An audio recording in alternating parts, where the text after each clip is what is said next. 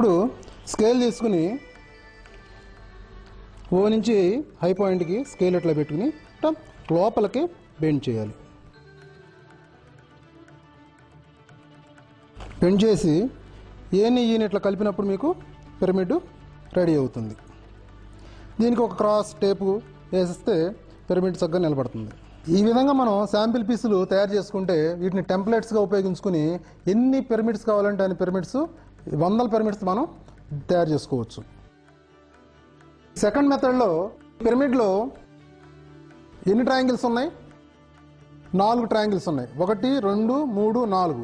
ఈ 4 కూడా equal triangles. ఈ ఒక ట్రయాంగిల్లో 2 సైడ్ మెజర్మెంట్స్ ఉన్నాయి, ఒక బేస్ మెజర్మెంట్ ఉంది. అంటే ఒక ట్రయాంగిల్ తయారు చేయడానికి మనకి బేస్ మెజర్మెంట్, సైడ్ మెజర్మెంట్ తెలిస్తే సరిపోతుంది.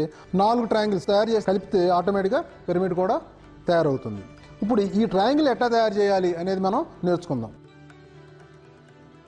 ఈ సెకండ్ మెథడ్లో బేస్ మెజర్మెంట్ 12 సెంటీమీటర్స్ తీసుకుందాం. Side 12 into 0.952 that is equal to 11.4 centimetres వస్తుంది. ఇప్పుడు ఈ బేస్ మెజర్మెంట్తో ఒక లైన్ గీద్దాం. 12 సెంటీమీటర్స్తో ఒక లైన్ గీద్దాం. AB. ఇప్పుడు కాంపాస్ తీసుకుని ఈ సైడ్ మెజర్మెంట్ 11.4తో ఒక ఆర్క్ కొడదాం. ఇక్కడి నుంచి ఒక ఆర్క్, అది ఇక్కడ కట్ అవుతుంది. అట్లాగే కాంపాస్తో బి నుంచి ఒక ఆర్క్, దీన్ని సి అని పేరు పెడదాం. ఏసీ బీసీని మనం యాడ్ చేద్దాం. ఇప్పుడు మనకి ట్రయాంగిల్ తయారైంది. సో అంటే ఈ విధంగా మనకి దీన్ని కట్ చేసినప్పుడు ఈ విధంగా ట్రయాంగిల్ వస్తుంది. ఇక్కడ కంపల్సరీ లోపల బేస్ అని మీరు రాయాలి. ఇప్పుడు ఈ ట్రయాంగిల్ ఉపయోగించి మళ్ళీ పిరమిడ్ ఎట్లా తయారు చేయాలనేది మనం చూద్దాం. మనం వచ్చిన ట్రయాంగిల్ తీసుకుని ఇక్కడ ఈ బేస్ కిందకు వచ్చే విధంగా పెట్టుకుని ఈ 3 పాయింట్లు మార్క్ చేయండి. మార్క్ చేసి ఈ 3 పాయింట్స్ని మనం యాడ్ చేయండి. This is the base. తర్వాత మళ్ళీ ఈ ట్రయాంగిల్ మళ్ళీ సైడు ఈ 2 సైడ్స్ అలైన్ చేసుకుని మళ్ళీ ఈ పాయింట్ మార్క్ చేయండి. మళ్ళీ దీన్ని కలపండి. అట్లాగే ఎప్పుడు కూడా బేస్ అనేది బయటకే ఉండాలి.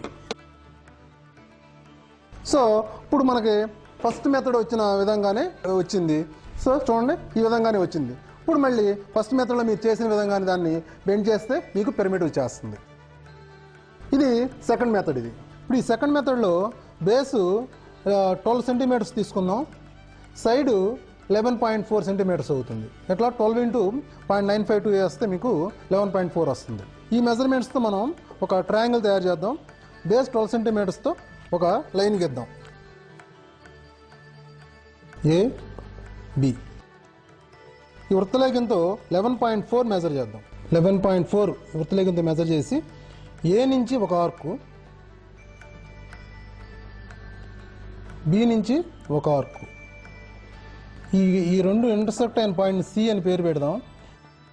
ఏసీ బీసీని కలుపుదాం. తర్వాత దీన్ని కట్ చేద్దాం. ఈ లోపల బేస్ అని మీరు రాయాలి. బేస్ ఎప్పుడు కిందకే ఉండేటట్టు పెట్టుకుని ఈ 3 పాయింట్స్ని మనం మార్క్ చేయాలి. ఓ, దిస్ ఇస్ ద బేస్. మళ్ళీ బేస్ ఎప్పుడు ఇట్లా కిందకే ఉంచుకుని సి పాయింట్ మార్క్ చేద్దాం.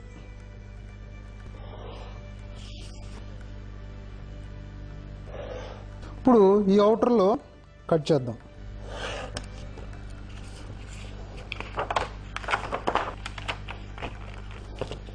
ఓకే, మళ్ళీ ఇది మొదటి మెథడ్లో మనం బెండ్ చేసిన విధంగానే బెండ్ చేసేస్తే పిరమిడ్ వస్తుంది మనకు. ఇప్పుడు మనం ఈ రెండుని కలిపి టేప్ అంటిస్తే మీకు పిరమిడ్ తయారవుతుంది. ఈ ఫస్ట్ మెథడ్ కానీ సెకండ్ మెథడ్ కానీ మనం ఈ ఉత్తలేఖను ఉపయోగించి చేసుకుంటున్నాము.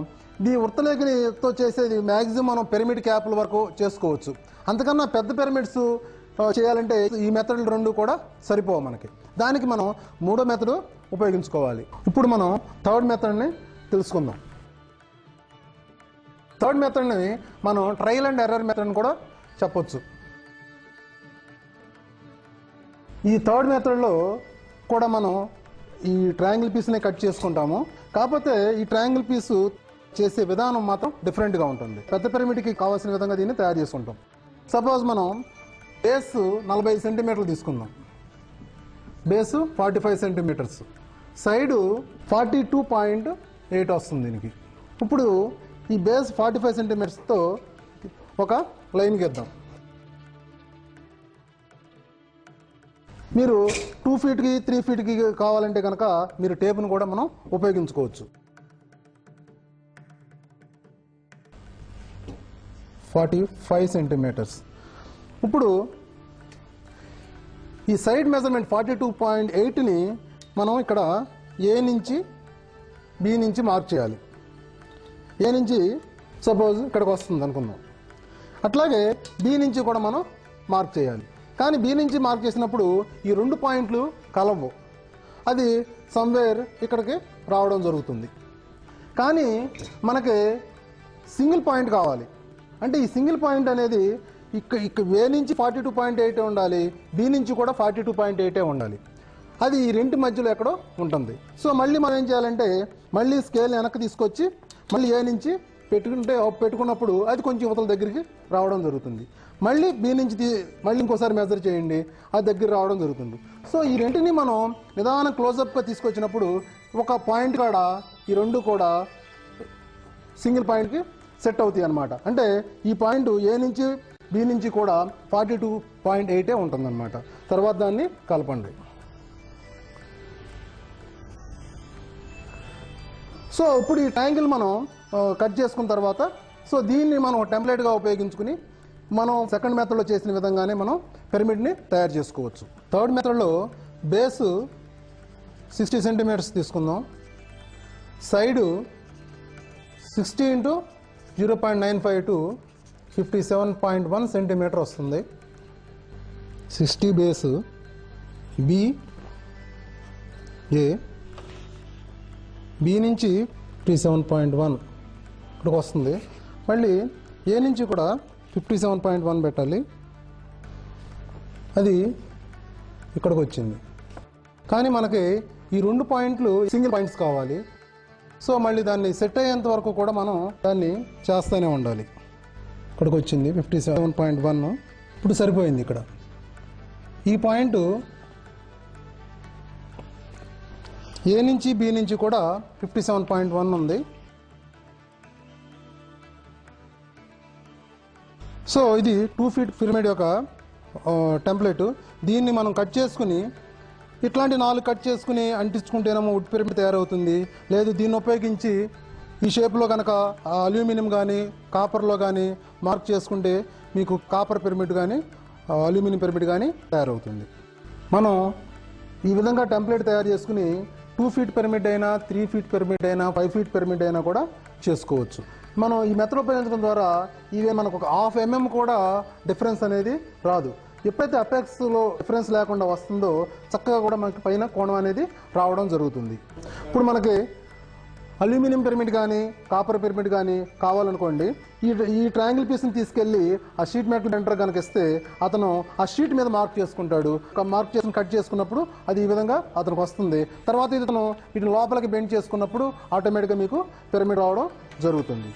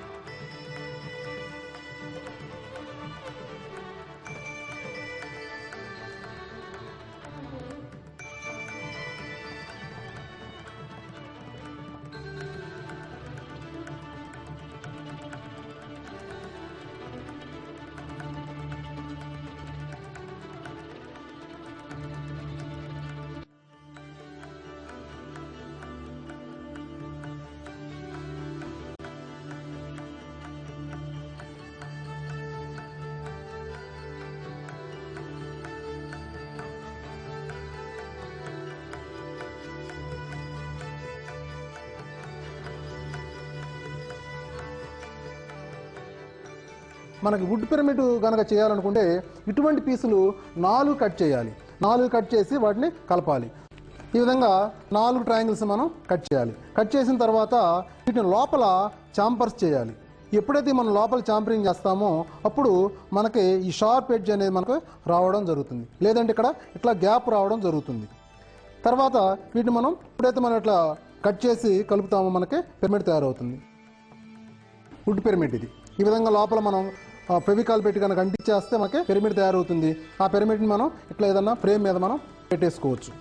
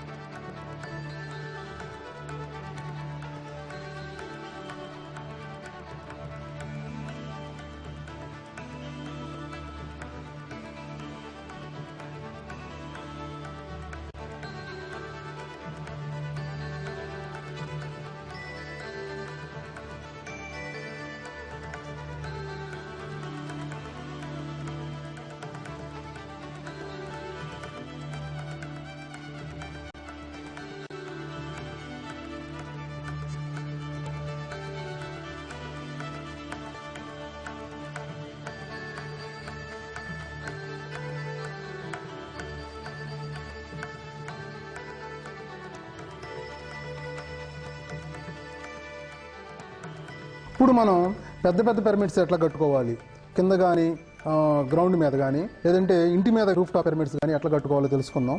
ఇది రూఫ్ టాప్ పిరమిడ్ మోడల్. ఇది గోడ మీద మనం రూఫ్ టాప్ పిరమిడ్ కట్టినప్పుడు ఇది గోడ హైట్. ఈ గోడ హైట్ అనేది మ్యాక్సిమం 3 feet కన్నా ఎక్కువ ఉంచొద్దు. ఎందుకంటే ఎక్కువ హైట్ పెట్టినప్పుడు ఈ పిరమిడ్లో ఉన్న కింగ్ టాంబర్ అనేది పైకి వెళ్ళిపోతుంది. ఆటోమేటిక్గా ఎనర్జీస్ కూడా పైకి వెళ్ళిపోవడం జరుగుతుంది. తర్వాత మీరు చేసేటప్పుడు ఇది బేస్ మెజర్, ఇది బేసు, ఇది సైడు. సపోజ్ మీరు 10x10 రూఫ్ టాప్ పిరమిడ్ కట్టాలనుకుందాం. అప్పుడు ఏం చేయాలంటే మనం 4 10x10 రాడ్లు తీసుకుని ఈ 4 ఇట్లా ఈ విధంగా బెండ్ చేసేయండి. తర్వాత సైడు 9.5 అడుగు వస్తుంది సుమారుగా. ఆ 9.5 అడుగులు పెట్టి 9.52 పెట్టి 4 రాడ్లు కట్ చేసి ఈ విధంగా ఇక్కడ వెల్డింగ్ చేసేయండి.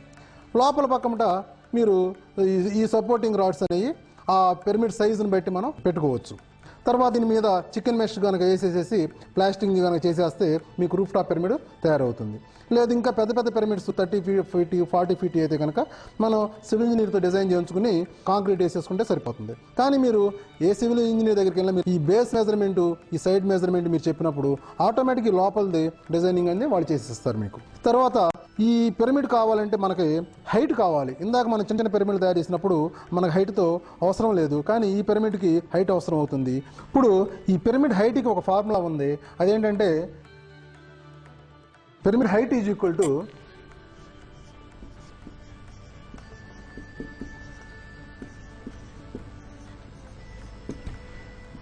Base into 0.637. సపోజ్ ఈ రూఫ్ టాప్ పిరమిడ్కి base is equal to 10 feet అనుకున్నాం కదా. ఇప్పుడు ఎత్ ఎంత అవుతుందంటే H is equal to base into 0.637 అంటే 6.37 అవుతుంది. 6.37 అవుతుంది. అంటే మనకు బేస్ మారినప్పుడల్లా హైట్ కూడా చేంజ్ అవుతుంది. ఇప్పుడు మనం ఈ రూఫ్ టాప్ పిరమిడ్లో ఈ కింద వాల్ హైట్ 3 feet తీసుకున్నాం అనుకోండి. అప్పుడు ఈ అపెక్స్ నుంచి పిరమిడ్ టోటల్ హైట్ ఎంత వస్తుందంటే 3 + 6.37 3 + 6.37 వస్తుంది. అప్పుడు 9.37 అవుతుంది. అది మనం వాల్ హైట్ ఎంతైతే పెట్టుకుంటామో ఆ వాల్ హైట్ ప్లస్ పిరమిడ్ ఎత్తు కలిపినప్పుడు టోటల్ హైట్ అనేది మనకి రావడం జరుగుతుంది. ఇప్పుడు మనం కింగ్ చాంబర్ గురించి తెలుసుకుందాం. ఈ కింగ్ చాంబర్ ఏంటంటే ఎక్కువ ఎనర్జీస్ స్టోర్ అయి ఉంటాయి. కింగ్ చాంబర్ అనేది ఎక్కడ ఉంటుందంటే పిరమిడ్ ఎత్తులో 1/3 హైట్లో ఉంటుంది. ఎక్కడి నుంచి బేస్ నుంచి 1/3 హైట్లో ఉంటుంది. సపోజ్ ఇది బేస్, ఇక్కడ నుంచి 1/3 హైట్లో ఉంటుంది. దాని ఫార్ములా ఏంటంటే కింగ్ చాంబర్